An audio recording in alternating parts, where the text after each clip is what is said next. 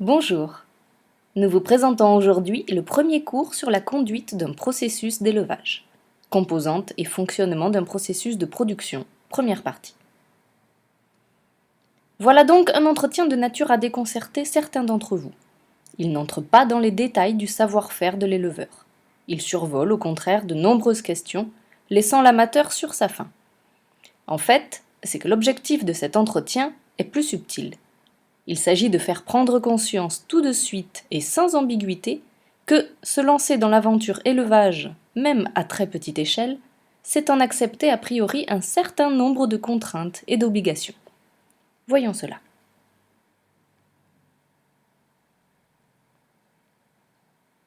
Un processus de production est l'ensemble des moyens et des méthodes qu'une entreprise met en œuvre pour produire ou réaliser un produit.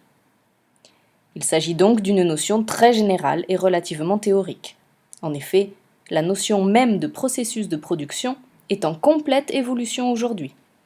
Hier, c'était simple. On pensait usine, appareillage, outils, chaîne de montage.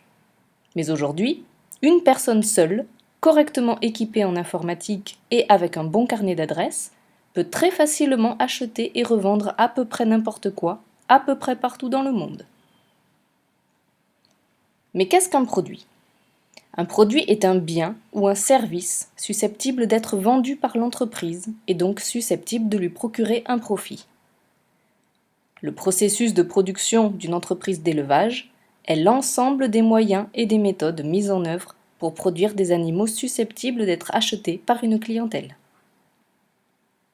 Un produit dans le cas de l'élevage, c'est un chiot. Bien sûr, à ce stade de notre entretien, cela peut vous choquer. Rassurez-vous, cela nous choque aussi. Et nous reviendrons sur ce sujet. Est-il si moral que cela de vendre un animal de compagnie et d'en retirer un profit ? Mais pour le moment, peu importe. Notre approche est strictement économique. Et cette approche est nécessaire et justifiée, car même dans le cas d'un élevage familial, il est absolument indispensable que le bilan économique de l'activité soit équilibré.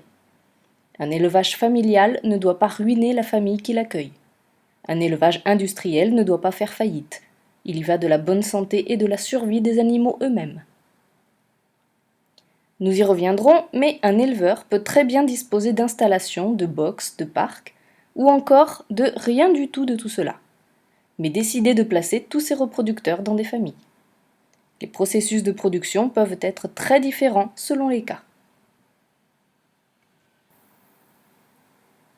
Un élevage peut décider d'élever une ou plusieurs races.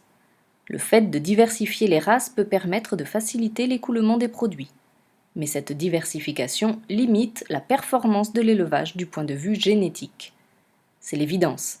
Avec une seule race, on arrivera plus facilement à mettre en place un panel de reproductrices et de reproducteurs de qualité. Chaque élevage poursuit l'ambition de produire des animaux correspondant à une certaine stabilité génétique. Stabilité génétique, cela signifie que les chiots ou les chatons devront présenter une panoplie de qualités communes qui finiront par devenir la signature de l'élevage. Pour cela, il est nécessaire de travailler à partir de souches génétiques sûres et en nombre suffisant pour éviter les inconvénients d'une trop forte consanguinité. En effet, le danger pour un élevage, c'est l'appauvrissement du patrimoine génétique de son cheptel. Tout doit être mis en œuvre pour éviter une trop forte consanguinité des reproducteurs. Il y a donc bien là une contradiction. Le moyen le plus simple d'obtenir une signature génétique stable est de travailler à partir de géniteurs consanguins, par exemple des frères et des sœurs. Mais c'est aussi le moyen le plus sûr de produire des animaux tarés. Vous devinez que la solution passe par un subtil équilibre, mais que cet équilibre n'est possible qu'à partir de souches génétiques bien diversifiées. Il vous sera déjà bien difficile de parvenir à un tel résultat à partir d'une seule race. Et donc la difficulté sera à multiplier par le nombre de races que vous décidez d'élever. L'effectif d'un élevage correspond au nombre d'animaux sevrés de cet élevage. C'est en réalité plus une définition administrative qu'autre chose. L'administration raisonne en effet par seuil. Élevage comptant moins de 3 animaux, moins de 10 animaux, moins de 50 animaux. Mais comment les compter ? Vous le savez maintenant. Mais vous devinez que cette définition administrative ne va pas sans poser de problème. Dans bien des cas, une seule portée de chiots ou de chatons peut porter le nombre des animaux présents dans l'élevage au-delà du seuil prévu pour cet élevage. Tant que les animaux ne sont pas sevrés, aucun souci. Mais comme ils ne pourront quitter la famille immédiatement après le sevrage, il y a bien un moment où ils seront présents à la maison, sevrés, mais pas encore placés. Il faut espérer ne pas être contrôlé pendant cet intervalle de temps ou pouvoir bénéficier d'un minimum de compréhension de la part du contrôleur. Rappelons que nous sommes obligés d'appeler produits, dans le cadre de cette étude, des animaux vivants. Les produits d'un élevage sont en effet constitués par nature des animaux destinés à la vente. En France, et dans le cas de l'élevage canin et félin, il s'agit donc d'animaux juvéniles. Mais dans certains pays, les animaux sont vendus plus âgés, quand ils sont éduqués ou même dressés. Animaux juvéniles, ils ne sont pas encore adultes. En France, on a tendance à vendre les animaux très jeunes, presque aussitôt après le sevrage. Nous y reviendrons, nous pensons personnellement que c'est une erreur, tant sur le plan sanitaire que sur celui du comportement. À noter qu'il existe en France un petit marché du chien dressé, le chien de chasse, le chien de défense, voire le chien de sport. En général, en effet, les chiens destinés à la chasse sont achetés chiots et confiés ensuite à des dresseurs spécialisés. Mais ce n'est pas toujours le cas. D'autres chiens de chasse sont achetés, éduqués et dressés. Leur prix peut alors être assez élevé. De même, il existe un petit marché de chiens formés à la garde, à la défense ou encore à la conduite de troupeaux.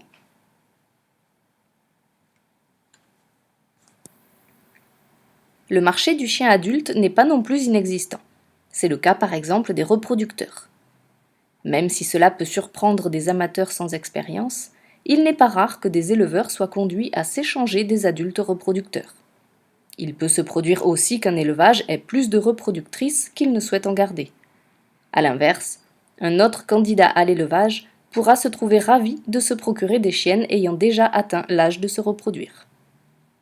Bien que cela puisse choquer un débutant dans le monde de l'élevage, il faut savoir que les animaux, les chiens comme les chats, sont tout à fait capables de s'adapter à des propriétaires différents, à condition que ces derniers fassent preuve d'un minimum de compréhension et de connaissance du comportement. Dans ces conditions, il peut même se révéler de l'intérêt des animaux de changer ainsi de propriétaire.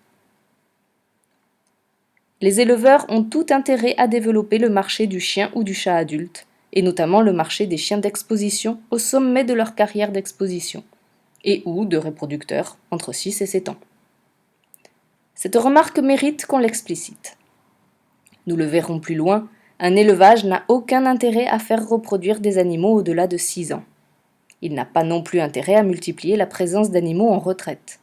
Or, une chienne ou une chatte à 6 ans a tout ce qu'il faut pour faire le bonheur, soit d'une personne qui débute en élevage, et se contentera d'une ou deux portées, soit d'une autre qui n'a pas le souci d'élever, mais veut un bon animal de compagnie.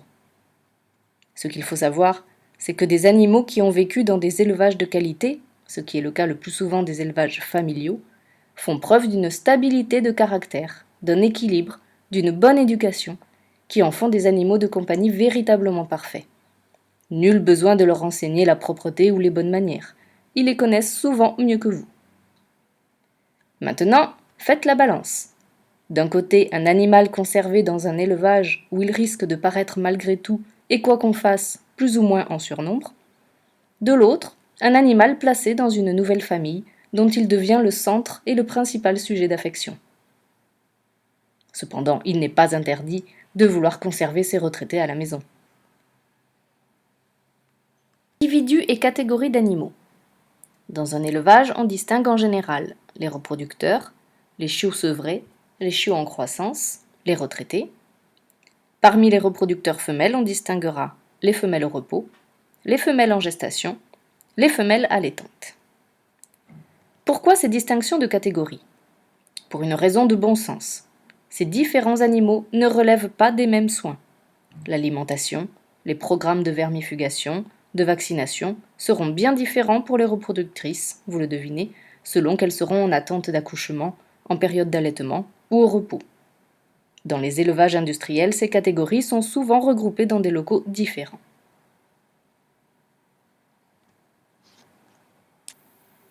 Cycle de reproduction et de production, cas de la chienne. Il est généralement admis qu'une chienne ne doit pas être mise à la reproduction avant ses 18 mois, et qu'après 6 ans, les portées sont moins nombreuses et de moins bonne qualité. Il faut savoir que c'est un point de vue qui peut se discuter. Certains scientifiques soutiennent en effet qu'il serait avantageux pour les reproductrices de commencer de reproduire dès l'apparition des premières chaleurs.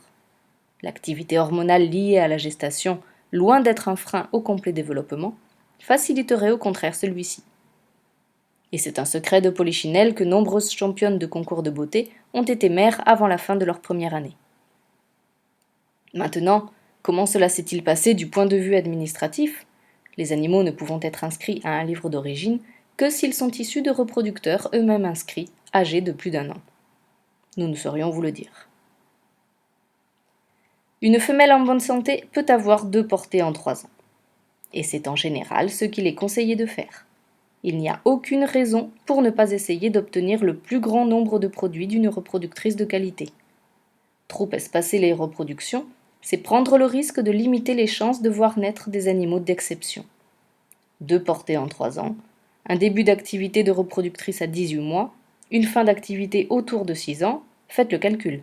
Cela signifie que dans un élevage, les portées réellement utiles sont au nombre de 4 et au plus 5 par chienne. On se rend compte que ce n'est finalement pas beaucoup. Si l'on ajoute à cela les saillies inefficaces, les chaleurs que l'on n'observe pas, les portées malheureuses, on s'aperçoit que le potentiel d'une reproductrice est forcément limité, avec une conséquence évidente. En élevage, une saillie manquée a toujours un impact financier lourd sur les résultats de l'élevage. Un autre élément très important en matière de reproduction est le taux de prolificité des reproductrices. De quoi s'agit-il ? Du nombre moyen de chiots ou de chatons par portée. Remarquons tout d'abord que ce taux a tendance à rester stable pour une reproductrice donnée. En revanche, il varie de manière significative selon les races, les tailles des chiennes et les souches. La prolificité est un caractère génétiquement transmissible. Précisons ce que cela veut dire. En général, les reproductrices qui ont des portées plus nombreuses engendrent des filles qui présenteront à leur tour cette spécificité. L'inverse est également vrai. La descendance d'une reproductrice avec portée peu nombreuse se révèle à son tour peu prolifique. La prolificité est donc un caractère que vous pouvez sélectionner. Le nombre de portées d'une chienne multiplié par le taux de prolificité permet de déduire de manière très précise le nombre de chiots produits par chienne reproductrice, le nombre de chiots à attendre par an. On réalise à partir de ces données simples un plan de reproduction-production, à partir des effectifs de femelles reproductrices, à partir du taux de prolificité des chiennes. On en déduit le nombre de chiots prévisibles à la vente. Ne pas négliger le rôle de l'étalon. L'étalon doit saillir jeune. Aussi surprenant que cela puisse paraître, l'expérience montre que les étalons auxquels on n'a pas donné l'occasion de saillir jeunes peuvent quelquefois se montrer très maladroits, ou même incapables de réaliser des saillies efficaces plus tard. On rencontre même des mâles qui ne montrent aucune attirance pour cela. Cette remarque vaut pour les chiens, mais aussi, quoique dans une moindre mesure, pour les chats. L'étalon ne doit pas avoir à saillir trop souvent. Là encore, l'expérience montre que des saillies trop fréquentes ont pour conséquence un sperme pauvre en spermatozoïdes, et donc un succès réduit des accouplements. L'étalon ne doit pas saillir trop âgé. Là encore, c'est surtout la qualité du sperme, la densité en spermatozoïdes, qui est en cause. L'insémination artificielle joue un rôle de plus en plus significatif dans l'élevage du chien et permet de résoudre de nombreuses difficultés. Lutte contre les maladies sexuellement transmissibles, solution pour les saillies difficiles, diminution du coût des transports. L'insémination artificielle existe aussi chez les chats, mais elle est beaucoup plus compliquée à réaliser.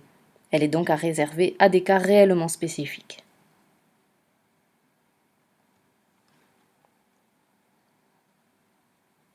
Savons-nous désormais tout ce qu'une entreprise d'élevage conduit à assumer ?